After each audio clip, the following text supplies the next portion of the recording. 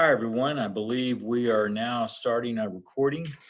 I'm going to have throughout this semester some brief discussions. I'm going to call them points to ponder. It's going to be some issue related to each of the 15 chapters that we're covering throughout this semester. So I'm your instructor, Dr. Birdsong. You've perhaps read some of the issues that we have here in this class in terms of the syllabus and assignments. And again, before I get into a lot of discussions, the rest of the recordings, I won't be doing this, but here with the first one, it's a great idea to try to pace yourself in a way that you can read at least 2 chapters a week. It would be even better if you could do more than that, but at least 2. And so points to ponder, we're going to be looking at then chapter 1 in American government. So all of you in this class are in POLS 1113-40046. So glad to have you here in the class, and some issues that we can bring out.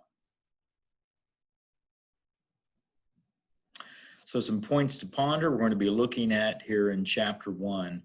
Now, the subject that I'm going to bring out is not directly connected to the material that's brought out in chapter 1, but if you've looked at chapter 1 or you started to, you can see that this is dealing with a broad overview of government, why governments exist, the different forms of government.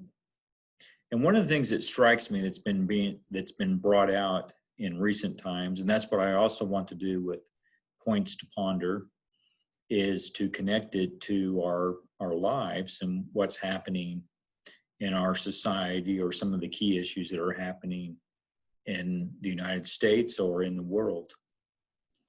And certainly I think we can see the issue of legitimacy that's brought out. So legitimacy, and this comes from a very good textbook referred to as titled Power and Choice. And as you can see here by the Professor Shively, the definition for legitimacy of government is a large number of people in a country believe the government has authority and that it should have authority. Well, I got a bit of an understatement here for you. If you've been following the news at all, you know that there's been some current challenges to the legitimacy of government throughout the spring. And so as I'm recording this, there has been challenges to the authority of the police in 30 or 40 major cities of the United States. And so that's in early June that we are seeing that type of outrage and questions that are being brought out. And if you recall, in the months of April and May, we also then had the challenge or the question of legitimacy on having major institutions shut down due to COVID-19. And as we will get into chapter 6, in some ways we're looking at this from a left-right, liberal, conservative, different ideological points of view. But in both cases, we're seeing, again, that challenge of legitimacy, once from the right, once from the left. So we are seeing a type of challenge to the government that, if you listen to people discuss this, perhaps we don't have anything like this since 1968 or 1929, or perhaps even, heaven forbid, 1860. So it is a very intense time. You are taking this class at a very intense time. So when we look at the issue of legitimacy and Professor Shively's book, we have question, where does legitimacy come from? And you can look at a government that it has legitimacy because of its results, makes improvements, accomplishes goals, as you see there. Habit. The people are accustomed to obeying the laws of the government. Maybe people who live in a culture that's hundreds, maybe even thousands of years old, there's just an expectation to follow the government. Our country and our government, one constitution that we've had throughout the history of the United States. We are not even 250 years old. We're still relatively young compared to many countries. So there you have that question of habit. Can it be enforced and instilled in the United States? And then we can see here that perhaps there's a personal connection in terms of the religious identity, ethnic identity, historical identity. Well, we know that we're a multi-ethnic, multi-religious, multi-ideological point of view country. So what does that mean in that way of describing our maintaining legitimacy?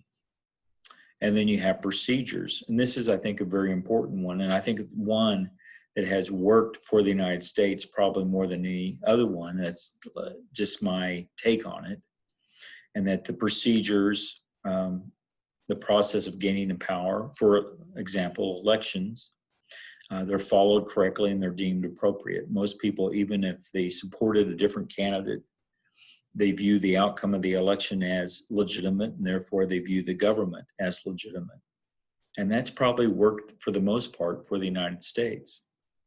So are we able then to calm down from where we are and start to find some reason to attach legitimacy to the government, even if we're not really supportive of the government? And that's the point to ponder, the big question here. Can legitimacy be restored once it's gone? And I'm not saying that we're at a point where legitimacy is now gone, but we can clearly see that it's being challenged. So how do you pick up the pieces from there, and what can be done?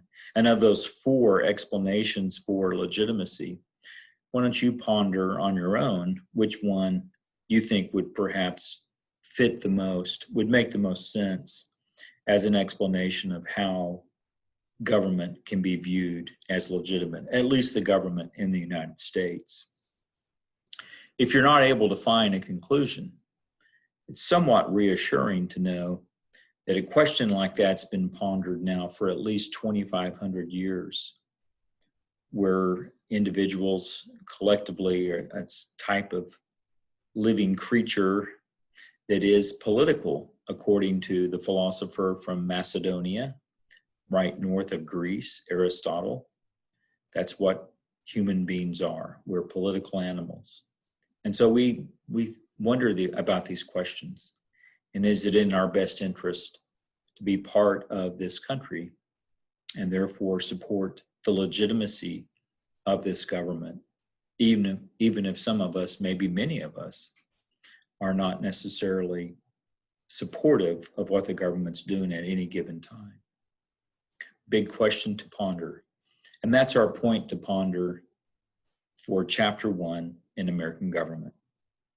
I'll have some more to say about the other chapters in the days and weeks to come.